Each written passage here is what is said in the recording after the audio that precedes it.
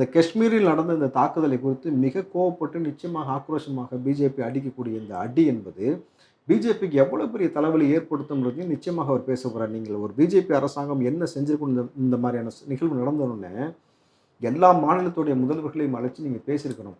தீவிரவாதி காஷ்மீரில் அடிச்சுட்டு நம்மளுடைய கவனத்தை இந்த பக்கம் திசை திருப்பிட்டு கடல் மார்க்கமாக தமிழ்நாடு முழுக்க வேறேனும் அசம்பாவிதம் செஞ்சுருக்கிறானா, இதை கண்டறியக்கூடிய வேலையை உங்களுடைய உளவுத்துறையை முடக்கி விடுங்கள். உங்கள் மக்களுக்கு வந்து அறிவுரை கூறுங்க. அதாவது புதிதாக யாராவது இந்த உள்ள ஊருக்குள்ளே வந்திருக்காங்களா, புதிதாக 6 மாதத்துக்குள்ளே யாரெல்லாம் வாடகைக்கு இருந்திருக்கிறாங்க, என்ன மாதிரியான இருக்கிறான், தமிழனா, வட மாநிலத்தை சேர்ந்தவனா, வெளிநாட்டை சேர்ந்தவனான்ற இதெல்லாம் சேகரிக்கக்கூடிய வேலையை பாருங்கன்னு சொல்லியிருக்கணும். அதனை சொல்லவே இல்லை.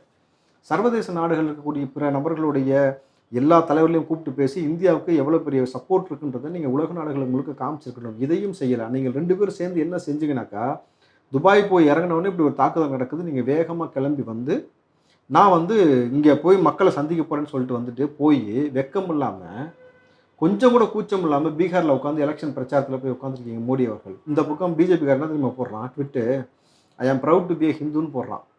ப்ரவுட் டு பி இந்தியன்லாம் போடணுன்னே.